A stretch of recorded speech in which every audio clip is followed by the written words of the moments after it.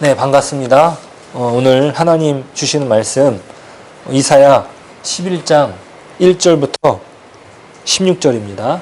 이사야 11장 1절에서 16절.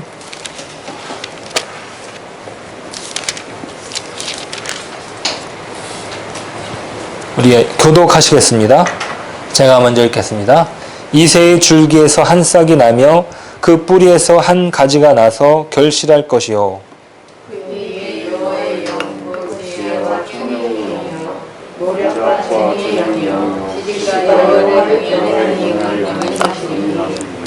그가 여호와를 경외함으로 즐거움을 삼을 것이며 그의 눈에 보이는 대로 심판하지 아니하며 그의 귀에 들리는 대로 판단하지 아니하며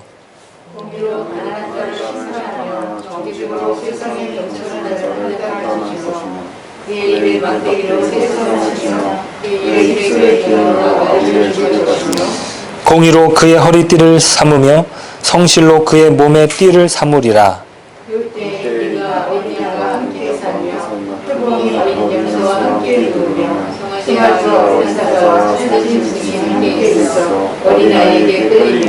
암소와 곰이 함께 먹으며 그것들의 새끼가 함께 엎드리며 사자가 소처럼 풀을 먹을 것이며 먹는 아이가 독사의 공에서 자라나며 젖될 어린아이가 독사에게 손을 넣을 것이라. 내 거룩한 산 모든 곳에서 해됨도 없고 상함도 없을 것이니 이는 물이 바다를 덮음같이 여호와를 아는 지식이 세상에 충만할 것임이라.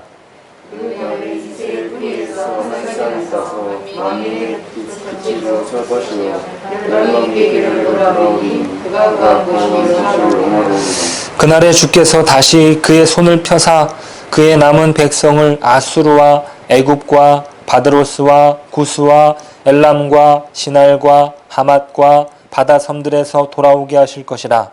여호와께서 열방을 향하여 지체를 세우시고 이스라엘을 쫓긴 자들을 모으시며 땅 사방에서 유다의 쫓긴 자들을 모으시니 에브라임의 질투는 없어지고 유다를 괴롭게 하던 자들은 끊어지며 에브라임은 유다를 질투하지 아니하며 유다는 에브라임을 괴롭게 하지 아니할 것이요. 그들이 스스로 블레셋 사람들을 구해내어 따라 함께 동방 백성을 돌아가며 에돔과 모압의 손을 대며 암몬 자손을 저에게 쫓기리라. 여호와께서 애굽 해만을 말리시고 그의 손을 유브라데 하수 위에 흔들어 뜨거운 바람을 일으켜 그 하수를 쳐 7 갈래로 나누어 신을 신고 건너가게 하실 것이라. 그의 남아있는 백성 곧 아수르에서 남은 자들을 위하여 큰 길이 있게 하시되 이스라엘이 애굽 땅에서 나오던 날과 같게 하시리라. 아멘. 네, 반갑습니다. 일주일 동안 평안하셨는지요? 네, 오늘 이사야 11장 말씀은 메시아를 통해 드러날 하나님의 영광을 기록하고 있습니다. 메시아에 대한 이야기는 현재 이사야가 전하는 유대 사람들 뿐만 아니라 온 인류가 처한 총체적인 난관에 대한 유일한 답입니다. 유다가 자처한 어려움은 실상 유다만의 문제가 아니라는 것이죠. 하나님은 유다 백성을 들어서 그 온 세상 사람들의 악을 꾸짖는 것입니다. 하나님 없이 스스로 세우는 나라에는 공평과 정의는 찾아볼 수 없고 아무리 훌륭한 사람이라도 그 자리가 주는 혜택은 오히려 그를 부패하게 만듭니다. 오늘 이러한 일을 종종 목격하게 됩니다. 성경은 실상 역사를 너무나 잘 드러내 줍니다.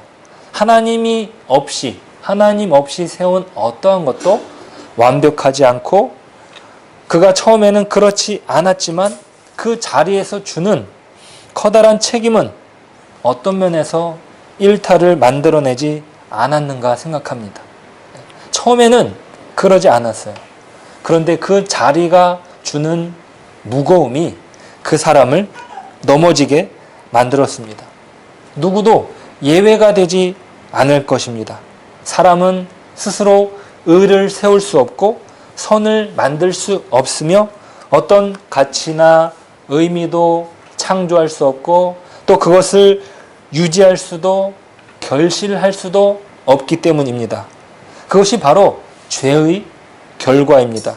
심판을 자초하고 서로 싸우고 결국에 스스로 무너지고 맙니다. 하나님은요, 이런 인류에게 남은 자를 약속하셨습니다. 남은 자는 그들이 능력이 있어서 남아있는 것이 아니라 하나님께서 남겨 주신 것이에요. 마치 구루터기를 남겨주신 것과 마찬가지입니다. 오늘 본문은 이 남은 자에 대한 이야기를 이새의 줄기라고 표현합니다. 1절 말씀 같이 읽어보실까요? 1절 말씀이에요. 이새의 줄기에서 한 싹이 나며 그 뿌리에서 한 가지가 나서 결실할 것이요. 남은 자를 위하여 하나님께서는 이 메시아를 준비해 주셨습니다. 그 메시아는 이새의 줄기에서 날 것이에요. 이 이새의 줄기라는 것은 바로 다윗의 후손을 가리킵니다. 누구도 이새의 줄기라고 하는 표현을 받지 않았어요. 오직 다윗만이 그 이름을 받았다는 것입니다. 자, 그런데 오늘 특별히 이새라는 이름을 언급하고 있어요. 그러니까 다윗을 직접 말하지 않습니다. 자, 유다에게 향한 이사야의 예언을 비추어 생각해 본다면 지금 유다 가문은 위기에 처해 있습니다.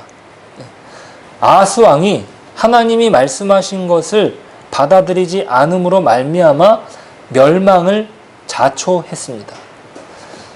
자, 그 왕권은 흔들릴 것이 뻔하고 그로 인해서 다윗의 가문은 끊어질 위기에 놓인 것이죠. 그러니까 그런 위기를 오늘 다윗이 부름받던 당시의 이새의 가문으로 표기하면서 그 위기를 드러내고 있습니다.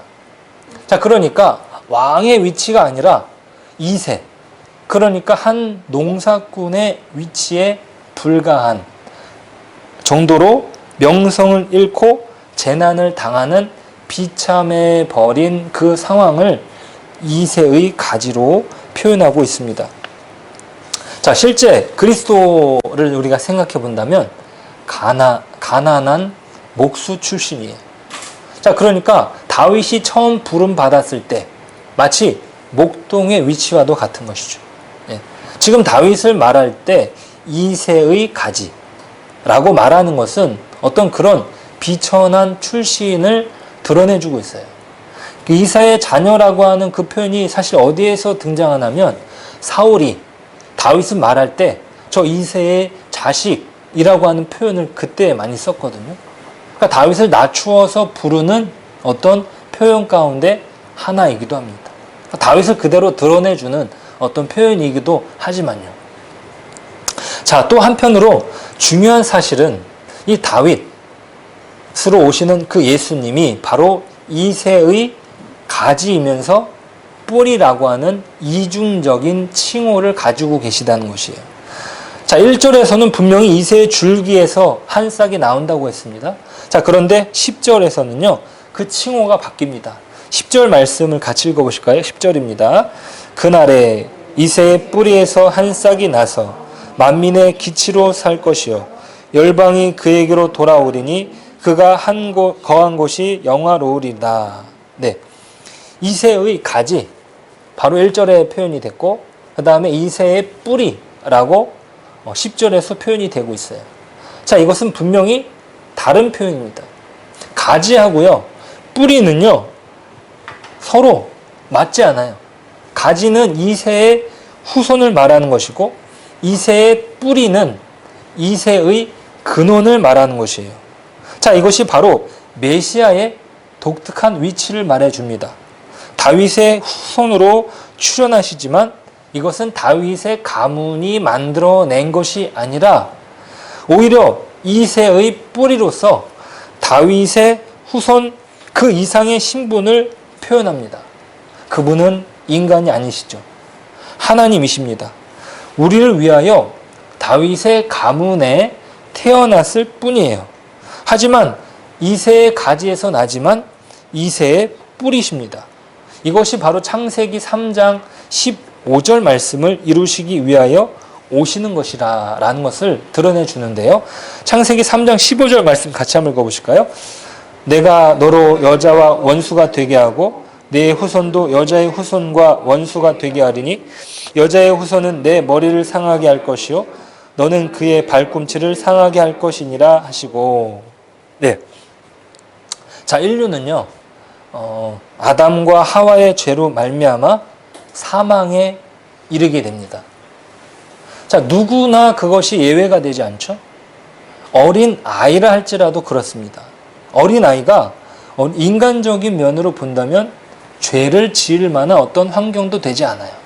죄라고 하는 것은요, 어떤 기준이 있고 그 기준을 어기는 것이 바로 죄인데, 어린아이가 태어나서 무슨 어떤 규칙을 어기고 무슨 규정을 범했냐 이 말이에요. 자, 그런데 그 아이가 죽음에 이른다는 것이에요. 그 어린아이라 할지라도 사망에서 피하지 못한다는 것이에요. 그것은 바로 그 아이가 죄로 태어났다라고 하는 것을 보여주는 것입니다. 자, 그런데 인류를 회복시켜 주실 분이 누굽니까? 바로 예수 그리스도이십니다. 그것이 어떻게 가능하냐면 바로 인류의 족보를 끊으러 오셨다는 거예요. 그러니까 인류의 족보를 타고 오신 분이시지만 그 뿌리로 오셔서 인류를 다시 시작할 분으로 오셨다는 것이에요. 그러니까 예수 그리스도로 시작되는 그 족보의 시작이 바로 우리라는 것이죠. 족보의 흐름에서 그리스도께서 오시지만 그리스도는 또한 족보를 시작하는 뿌리이십니다. 그로 인하여 우리는 새로운 인류가 됩니다. 그 의미를 우리는 로마서에서 확인할 수 있어요. 로마서 5장 12절부터 17절 말씀을 같이 읽어보시겠습니다. 그러므로 한 사람으로 말미암아 죄가 세상에 들어오고 죄로 말미암아 사망이 들어왔나니 이와 같이 모든 사람이 죄를 지었으므로 사망이 모든 사람에게 이르렀느니라. 죄가 율법 있기 전에도 세상에 있었으나 율법이 없었을 때에는 죄를 죄로 여기지 아니하였느니라. 그러나 아담으로부터 모세까지 아담의 범죄와 같은 죄를 짓지 아니한 자들까지도 사망이 왕노릇하였다니 아담은 오실 자의 모형이라. 그러나 이 은사는 그 범죄와 같지 아니하니 곧 한 사람의 범죄를 인하여 많은 사람이 죽었은즉 더욱 하나님의 은혜와 또한 한 사람 예수 그리스도의 은혜로 말미암은 선물은 많은 사람에게 넘쳤느니라. 또 이 선물은 범죄한 한 사람으로 말미암은 것과 같지 아니하니 심판은 한 사람으로 말미암아 정죄에 이르렀으나 은사는 많은 범죄로 말미암아 의롭다 하심의 이름이니라. 한 사람의 범죄로 말미암아 사망이 그 한 사람을 통하여 왕노릇하였은즉 더욱 은혜와 의의 선물을 넘치게 받는 자들은 한 분 예수 그리스도를 통하여 생명 안에서 왕노릇하리로다. 네, 이 로마서가 설명하는 것처럼 이 죄라는 것이 그것을 설명해 주는 어떤 과정, 그러니까 모세와 하나님 사이에 맺었던 그 율법이 생기기 이전에도 사망이 종노릇을 했다는 것이에요. 그것은 곧 인간이 죄로 태어났다는 것이죠. 그것은 바로 아담으로 말미암아 비롯된 것입니다. 자, 그런데 그 아담으로 비롯된 그 죄의 결과, 그 사망을 끊으시는 것을 바로 예수 그리스도를 통해서 이루신 것이에요. 그것은 바로 이새의 줄기로 오시면서 이새의 뿌리로 오신 예수 그리스도로 말미암아 가능한 것입니다. 그것이 바로 오늘 말씀하시는 이새의 줄기이면서 이새의 뿌리, 그것을 통해서 만민에게 소망을 주시는 의미인 것이에요. 그것을 바로 구약 이사야 선지자가 설명해 준 것이고 바울 사도가 그 내용을 바탕으로 우리에게 이해할 수 있도록 도와주는 것이죠. 자, 그렇게 메시아를 통해서 우리에게 주시는 것은요, 바로 하나님의 통치입니다. 이 하나님의 통치라고 하는 개념이 아주 중요해요. 하나님이 이루신 어떤 놀라운 천국이 있는데 그 천국에 어떤 사람은 오른편, 예수님의 오른편에 들어가고 어떤 사람은 예수님 왼편에 들어가고 어떤 그런 의미가 아니에요. 예. 그러니까 이 땅에서 이루어지고 있는 어떤 상하의 위치로 들어가는 것도 아니고요. 또 이 땅에서 말하고 있는 뭐 가난한 사람, 부자 그런 의미로 말하는 것이 아니에요. 이 천국의 개념은요, 바로 통치의 개념이에요. 이 통치의 개념은 바로 공의와 공평, 공평과 정의라고 말할 수 있습니다. 5절 말씀에는 이렇게 기록됩니다. 공의로 그의 허리띠를 삼으며 성실로 그의 몸의 띠를 삼으리라. 6절 말씀을 이어서 한번 볼게요. 6절 말씀이에요. 자, 공평과 그 정의가 실현되는 그 결과가 무엇인지 한번 볼게요. 6절부터 같이 볼까요? 그때 이리가 어린 양과 함께 살며 표범이 어린 염소와 함께 누우며 송아지와 어린 사자와 살찐 짐승이 함께 있어 어린 아이에게 끌리며 암소와 곰이 함께 먹으며 그것들의 새끼가 함께 엎드리며 사자가 소처럼 풀을 먹을 것이며 젖먹는 아이가 독사의 구멍에서 장난하며 젖된 어린 아이가 독사의 굴에 손을 넣을 것이라. 아멘. 자, 이 독사의 개념은요, 이 창세기에 들어가게 되면은 제일 못된 짐승입니다. 예, 사단의 종노릇한 짐승이에요. 그죠? 자, 그런데 하나님이 보여주시는 이 천국에 가서 어린 아이가 그 독사의 굴에 손을 넣어도 물지 않는 거예요. 예, 우리는 어제 그저께인가요? 두꺼비가 바깥에 올라와 있더라고요.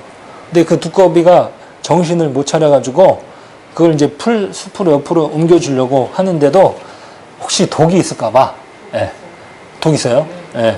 그래가지고 이제 풀을 이제 뜯어가지고 그걸로 이렇게 해가지고 옮기긴 했는데요. 예. 그때 가서는요, 마음대로, 예, 그 짐승과 같이 노는 거예요. 예. 아마 그런 세상은 우리 아이들이 너무나 좋아하는 세상일 것입니다. 예, 저희 집에서도 강아지를 키우고 싶다고, 예, 동물들과 지내고 싶다고 막 이야기를 하는데 안 돼. 예, 예. 왜요? 그걸 키울 자신이 없는 것이죠. 예. 그 짐승이라고 하는 것이요, 죄의 영향 아래서 어떻게 해요? 서로 해치는 관계가 되고 만 것이에요. 예. 그러니까 천국은, 그러니까 하나님이 말씀하시는 그 통치의 완성은 무엇이냐? 바로 하나님이 우리를 창조하신 원래의 모습이 회복되는 거예요. 예. 그러니까 하나님이 뭐 더 좋은 것을, 더 좋은 기계를, 더 좋은 기술, 더 좋은 문명을 우리에게 가져다 주는 것이 아니에요. 그러니까 어떤 UFO라고 하는 것이요, 어떤 진화론적인 생각에서 그런 부분들이 나오는 것이거든요. 미확인 물체. 하나님이 어떤 우리가 알 수 없는 어떤 세상을 만들어가지고, 예, 우리를 거기다 보내주실 것이다. 아니면 우리보다 더 발달된 문명이, 이 문명이 와가지고 이 나라를 망하게 할 것이다. 예, 어떤 추측, 과학을 중심으로 한 사람들이, 과학을 신으로 만든 사람들이 이야기하는 것이 바로 UFO 사상이에요. UFO 사상. 예. 미확인 물체, 우리보다 더 발달된 문명이 이 나라를, 이 문명을 점령하거나, 예, 해치거나, 아니면 하나님이, 예, 진노하시는데 사용하실 것이다. 그렇게 상상을 하는 거예요. 하지만 그렇지 않습니다. 하나님의 공의가 실현된 천국은 회복입니다. 자, 그런데 그 회복을 누가 망가뜨렸습니까? 바로 사람이 망가뜨렸어요. 그러니까 이사야의 처음이 바로 그 망가진 세상, 망가진 유다에 대한 이야기였어요. 우리 1장 21절 한번 보실까요? 21절. 신실하던 성읍이 어찌하여 창기가 되었는고, 정의가 거기에 충만하였고 공의가 그 가운데에 거하였더니 이제는 살인자들 뿐이로다. 네, 공평과 정의가 어디에 갔는가 묻고 계시죠. 그리고 27절 한번 보실게요. 27절. 하나님이 예루살렘을 이렇게 회복시킬 것이다 라고 말씀하셔요. 27절. 시온은 정의로 구속함을 받고 그 돌아온 자들은 공의로 구속함을 받으리라. 네. 자, 그리고 5장으로 한번 가보실게요. 5장. 예, 5장으로 한번 가보시면 5장 7절. 무릇 만군의 여호와의 포도원은 이스라엘 족속이요 그가 기뻐하시는 나무는 유다 사람이라. 그들에게 정의를 바라셨더니 도리어 포악이요 그들에게 공의를 바라셨더니 도리어 부르짖음이었도다. 네, 여기서 부르짖음은 바로 비명입니다. 네. 공평을 행하라고 했는데 그 이기심을 채우기 위하여 남을 잔혹하게 대하는 것이에요. 네. 자기는 정의를 말하지만 실상 그 속으로 들어갈 때 그 사람으로 인하여 괴롭힘을 당하는 사람이 있다는 것이에요. 네. 오늘날 우리가 보고 있는 현실 아닙니까? 네. 많은 사람들이 거기에 무너지고 말아요. 처음에는 그러지 않았던 사람들이에요. 그러니까 우리가 깜짝깜짝 놀라는 것이죠. 네. 그런데 사람이 세운 질서, 사람이 세운 정의는 무너지고 마는 것이에요. 왜냐하면 거기에 하나님이 없기 때문에, 하나님이 없기 때문에. 네. 사람들은 스스로 잘났다라고 생각하지만 하나님이 그에게 부여하신 지혜와 그에게 부여하신 그 형상으로 말미암아 그 부분들을 구현할 수 있는 것인데 그것이 불가능한 것이죠. 그래서 사람들은 아우성치고 부르짖게 됩니다. 자, 그러면서 메시아에 대한 약속을 하셨는데 9장 7절이에요. 이사야 9장 7절 한번 보실까요? 그 정사와 평강의 더함이 무궁하며 또 다윗의 왕자와 그의 나라에 군림하여 그 나라를 굳게 세우고 지금 이후로 영원히 정의와 공의로 그것을 보존하실 것이라. 만군의 여호와의 열심히 이를 이루시리라. 네, 맞아요. 만국의 메시아 왕국이 이루실 것은 바로 공평과 정의입니다. 자, 이것과 관련된 유명한 구절이 있습니다. 이것은 우리가 끝날 때도 한 번 더 보겠는데요. 여러분의 마음속에 새기면 아주 좋은 말씀입니다. 예레미야 9장 23절부터 24절이에요. 같이 한번 보실까요? 여호와께서 이와 같이 말씀하시되 지혜로운 자는 그의 지혜를 자랑하지 말라. 용사는 그의 용맹을 자랑하지 말라. 부자는 그의 부함을 자랑하지 말라. 자랑하는 자는 이것으로 자랑할지니 곧 명철하여 나를 아는 것과 나 여호와는 사랑과 정의와 공의를 땅에 행하는 자인 줄 깨닫는 것이라. 나는 이 일을 기억하노라. 여호와의 말씀이니라. 네, 이 말씀이 무엇을 말해주냐면요. 하나님이 이루시는 나라가 뭐예요? 사랑과 정의와 공의가 이 땅에 실행되는 것이에요. 자, 그런데 사람들은 뭘 원하냐면요. 사람들은 용맹을 구해요. 왜요? 그것을 통해서 권세를 얻을 수 있기 때문이죠. 또 사람들은 뭘 자랑해요? 자기의 부함을 자랑합니다. 왜요? 그 세상에서는, 이 땅에서는 부함이 자랑이 되기 때문이죠. 근데 하나님의 나라에서는요, 그 부함이 자랑이 되지 않아요. 네. 그러니까 이게 되게 중요한 개념이라는 것을 우리가 잊지 말아야 됩니다. 자, 그런데 우리는 신앙생활을 하다 보면 어떤 보상을 요구할 때가 있어요. 내가 그만큼 희생하고, 내가 그만큼 애쓰고, 내가 그만큼 어때요? 대가를 치루었기 때문이죠. 이것은요, 예수님의 제자들조차도 예외가 되지 않았어요. 예수님이 십자가를 말하시는데 그 제자들은 자기가 오른편이냐 왼편이냐 여기에 싸움을 하고 있어요. 우리 마가복음 10장입니다. 마가복음 10장 35절부터 41절인데 같이 한번 읽어보실게요. 세베대의 아들 야고보와 요한이 주께 나와 여짜오되 선생님이여 무엇이든지 우리가 구하는 바를 우리에게 하여 주시기를 원하옵나이다. 이르시되 너에게 무엇을 하여 주기를 원하느냐. 여짜오되 주의 영광 중에서 우리를 하나는 주의 우편에 하나는 좌편에 앉게 하여 주옵소서. 예수께서 이르시되 너희는 너희가 구하는 것을 알지 못하는도다. 내가 마시는 잔을 너희가 마실 수 있으며 내가 받는 세례를 너희가 받을 수 있느냐. 그것이 말하되 할 수 있나이다. 예수께서 이르시되 너희는 내가 마시는 잔을 마시며 내가 받는 세례를 받으려니와 너의 좌우편에 앉는 것은 내가 줄 것이 아니라 누구를 위하여 준비되었든지 그들이 얻을 것이니라. 열제자가 듣고 야고보와 요한에 대하여 화를 내거늘. 네, 그들이 바라는 통치는 무엇입니까? 바로 한 자리를 차지하는 것이에요. 그러니까 예수님이 이루실 나라를 지금 로마의 압제 가운데 해방될 나라로 생각을 한 것이에요. 예. 자, 그들이 생각하는 어떤 통치, 그들이 생각하고 있는 어떤 정치 개념은 이 땅에 얻는 유익, 이 땅에서 얻는 혜택으로 그쳐 있어요. 자, 그런데 예수님이 말씀하시는 것은 바로 십자가였습니다. 너희들이 구하는 것을 진정 너희들이 받을 수 있겠느냐? 그러자 그들이 서슴지 않고 말하죠. 저희들이 그것을 받을 수 있습니다. 너희들이 구하는 것을 너희들이 알지 못하고 있다라고 이야기하고 계시죠.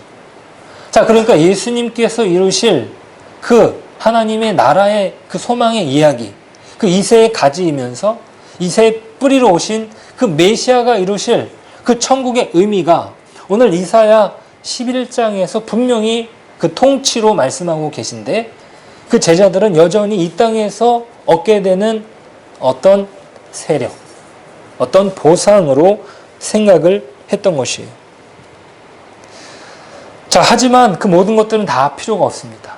하나님이 이루실 통치와 하나님이 이루실 그 나라 안에서는요, 그 모든 것들이 다 필요가 없는 것이에요. 왜냐하면 공평과 의가 완전히 실현되기 때문이죠. 예, 사자와 어린아이가 함께하는 것이죠. 어린 양과 호랑이가 같이 지낼 수 있는 것이에요. 자, 우리는 현재 예수님께서 그리스도께서 이루시는 그 완성의 은혜를 누리고 있어요. 네, 그 이전에는 서로 갇혔던 이방인과 그 유대인들 사이에 그 담이 무너졌고요. 예수 그리스도로 말미암아 우리는 하나 되었습니다. 자, 그런데 예수님이 다시 오시겠다는 약속으로 우리는 이미 이루신 하나님의 영광과 앞으로 예수 그리스도가 다시 오시면서 이루게 되실 하나님의 통치 사이에 우리가 살고 있어요. 이것을 전문 용어로 이미와 아직이다라고 말하고 있어요. 이미와 아직 사이를 우리가 기다리고 있습니다. 자, 그래서 우리는 위의 것을 찾고 땅의 것을 찾지 말아야 됩니다. 이사야 11장에서 이야기하는 공평과 정의의 차원에서 그런 것이죠. 자, 이 공평과 정의의 차원을 우리 이미와 아직을 살아가고 있는 우리의 현실 속에서 우리는 어떻게 이루어갈 것인가에 대한 부분을 골로새서에서 잘 다루고 있는데요. 골로새서 3장 8절부터 10절이에요. 같이 한번 보시겠습니다. 함께 볼게요. 이제는 너희가 이 모든 것을 벗어버리라. 곧 분함과 노염과 악의와 비방과 너희 입의 부끄러운 말이라. 너희가 서로 거짓말을 하지 말라. 옛사람과 그 행위를 벗어버리고 새 사람을 입었으니 이는 자기를 창조하신 이의 형상을 따라 지식에까지 새롭게 하심을 입은 자니라. 자기를 창조하신 이의 형상을 따라, 네, 10절에 보니까 자기의 창조하신 형상을 따라 지식에까지 새롭게 한다고 그랬어요. 네. 새롭게 하신다라고 하는 것이 형상을 따라 지식에까지. 오늘 말씀에서 여호와를 하나님을 아는 지식이 물이 바다를 덮음에 이르기까지 한다고 했어요. 자, 우리의 신앙을 말할 때 우리는 예수님을 믿으면 기도하고 성경 보고 또 말씀대로 살아야 한다고 합니다. 그래서 우리가 그 신앙 훈련을 많이 말해요. 네. 날마다 우리는 말씀을 보아야 돼요. 날마다 우리는 큐티를 해야 돼요. 그리고 우리는 날마다 기도를 해야 되죠.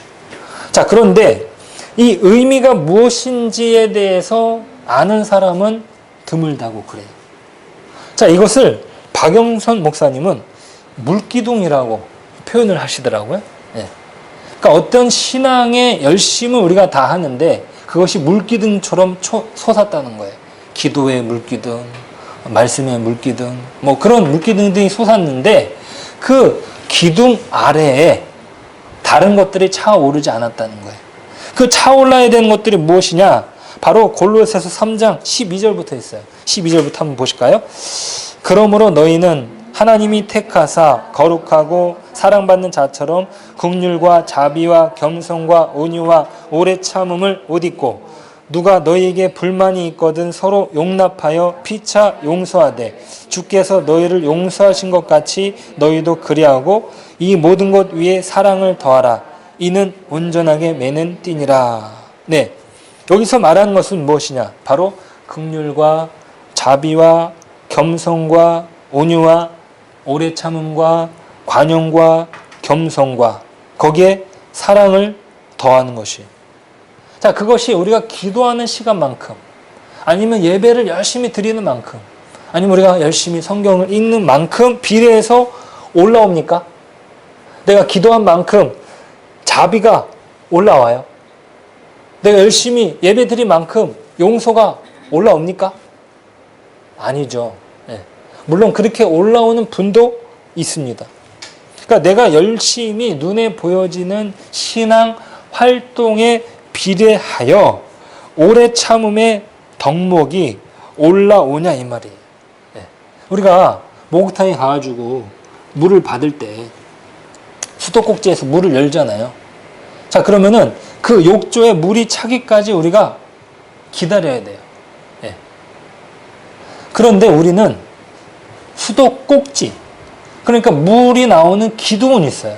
네. 성경을 많이 봐서 아니면 기도를 많이 해서 예배를 많이 드려서 어떤 신앙에 보여지는 그 형태로 보여지는 기둥들은 우리가 다 많이 가지고 있는데 그 기둥에서 지금 말하고 있는 이 긍휼과 자비와 겸손과 온유와 오래 참음이 어떻게 해요? 조금씩 차 올라야 되는데 그것이 차 오르기 전에 내가 가지고 있는 그 기둥을 가지고 무엇으로 삼는다는 거예요?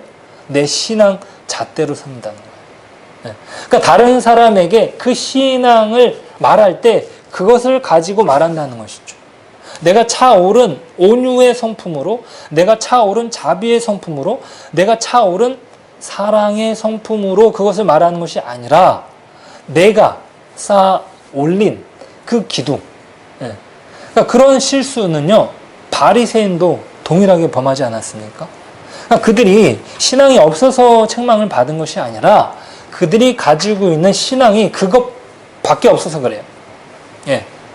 그 예수님이 기도의 비유에 사용할 때 바리새인들은요, 기도할 때 어떻게 기도하냐면 하나님, 제가 하나님 앞에 여전히 죄인입니다. 저를 용서해 주십시오 라고 기도하는 것이 아니라 저 구석에 있는 세리보다 제가 하나님 앞에 의인으로서 열심히 하나님 앞에 드렸던 기도와 봉사와 어떤 그 말씀을 아는 거기에 자랑스럽습니다. 이렇게 말을 하고 있어요. 예. 그러니까 바리새인이 빠졌던 그 오류를 우리도 빠질 수 있다는 것이에요. 자, 무엇을 말하느냐면요, 오늘 말하고 있는 이 통치는 무엇이냐면 바로 우리가 하나님이 이루시는 그 통치 안으로 우리가 들어가야 된다는 거예요. 예. 그러니까 우리의 삶의 모든 전 영역이 신앙, 그러니까 그 통치의 은혜의 그 흐름에 빠져 들어가야 되는 거예요. 마치 물이 바다를 덮은 같이. 예. 물이 차오르면은요, 그것이 어떻게 해요? 어떤 것도 피할 수가 없어요. 어떤 것도 숨겨질 수가 없는 것입니다. 우리의 전 삶의 영역에 스며드는 것이죠. 우리가 공부할 때, 우리가 가정생활 할 때, 우리가 밖에 나가서 회사 생활할 때, 또 우리의 개인적인 일상에서 내가 혼자 개인적으로 있는 어떤 그 삶의 영역, 그 모든 영역에 하나님의 통치가 흘러 들어가야 된다는 거예요. 이것이 단순히 어떤 눈에 보여지는 신앙생활을 그만두라는 말이 그 말은 아니죠. 어쩌면 우리는 더 그 신앙생활을 매진해야 될지도 몰라요. 네. 그것을 통해서 우리는 어떻게 해요? 변화를 이루어가는 게 필요한 거거든요. 그러니까 그것만 하는 것은 우리로 하여금 기둥만 만드는 거예요. 자, 그런데 그것을 통해서 우리가 변화되는 거죠.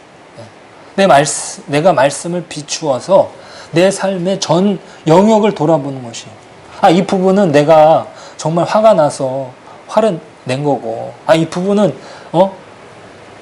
뭐 누가 말을 안 들어서, 아니면 누가 내 마음에 들지 않아서 내가 이렇게 화를 낼 수밖에 없었어, 뭐 이렇게 말을 할 수도 있겠지만, 그 부분에까지, 그 영역에까지 어떻게 해요? 하나님의 통치가 스며들어가야 된다는 거예요. 네, 오늘은요, 독사가 어떻게 해요? 어린 아이가 그 굴에 손을 넣어도 어떻게 해요? 그 아이가 해를 당하지 않았어요. 네. 당연히 해를 당할 수밖에 없어요. 당연히 그 아이가 잘못한 거예요. 네. 그런데 그 부분이 망가지지 않는다고요. 하나님의 통치의 역사가 그 작은 부분에까지 임하게 되어서 원래의 우리의 형상으로 회복되어졌다 이 말입니다. 만약 기둥들만 세워진다면 그 사이에는 공허하고 비어 있다는 것이에요. 네, 우리가 넘어지는 영역들이 있잖아요. 우리가 실수하는 부분들이 있잖아요. 그거는요, 바로 거기가 채워지지 않았기 때문이에요. 덜 찼기 때문이죠. 네. 그것이 채워져야 많은 사람들이 와서 거기에서 어떻게 해요? 즐길 수 있는 거예요.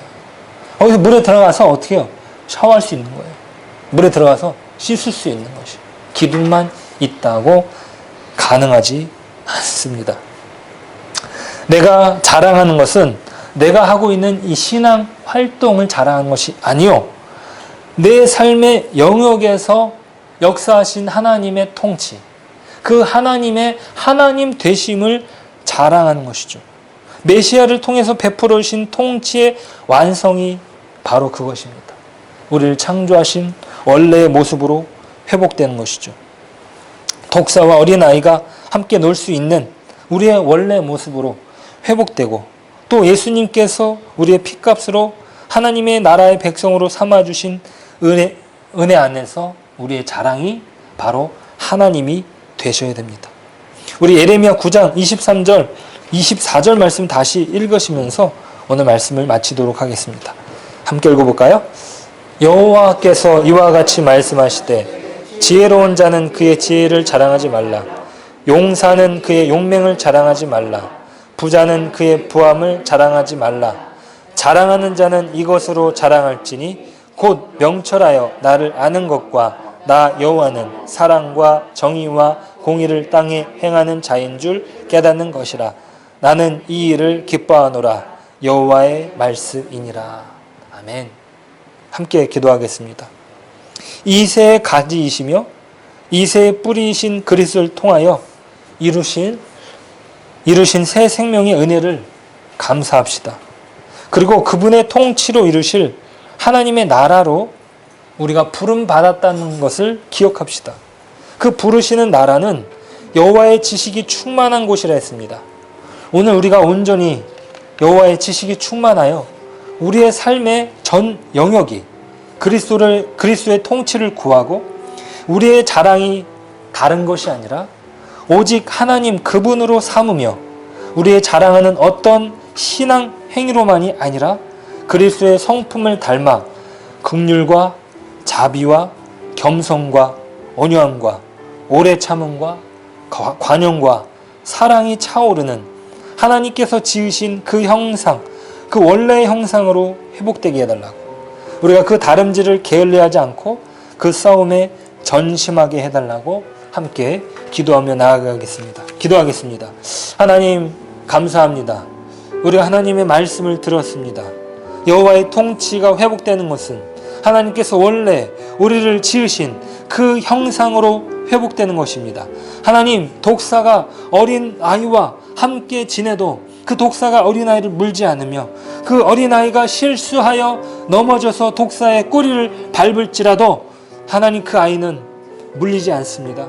그 아이는 넘어지지 않습니다. 하나님의 그 통치가 우리의 삶의 전 영역에 흐를 수 있도록 도와주십시오. 하나님, 우리가 가지고 있는 어떤 신앙적인 행위로만 하나님 기둥이 서 있는 것이 아니라 하나님, 우리가 진정 여호와 하나님의 은혜로 말미암아 우리의 삶의 전 영역이, 우리의 삶의 전 부분이 하나님의 통치 안에 하나님 잠겨들고 나아갈 수 있도록 은혜를 베풀어 주옵소서. 하나님, 그것을 위해서 하나님, 우리가 전심으로 싸우며 나아갈 수 있도록 도와주십시오. 하나님, 그것을 덧입는, 하나님, 그 새 사람으로 덧입는 하나님, 그 은혜 안에 저희들이 들어갈 수 있도록 아버지 도와주시옵소서. 하나님, 참으로 감사합니다. 하나님께서 우리를 죄와 사망에서 구하시고 공평과 정의로 부르셨습니다. 우리는 자신만을 위하여 더러움을 추구하던 자리로부터 벗어나 이제 하나님의 자녀로서 우리의 삶에 자비와 겸손과 온유와 오래 참음을 채우는 자리로 인도함을 받았습니다.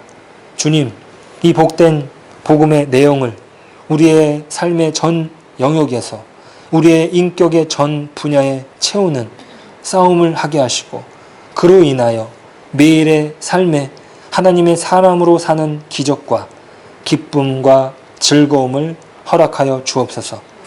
이제는 주 예수 그리스도의 은혜와 하나님의 사랑과 성령의 교통하심이 하나님을 아버지라 부르는 구원받은 백성의 온전함과 그 백성으로서 누리는 은혜를 말씀으로 확인하고 승리를 약속하고 돌아가는 심령들의 머리 위에, 가정 위에, 일터 위에, 생활 위에 이제로부터 영원토록 함께 계실지어다. 아멘.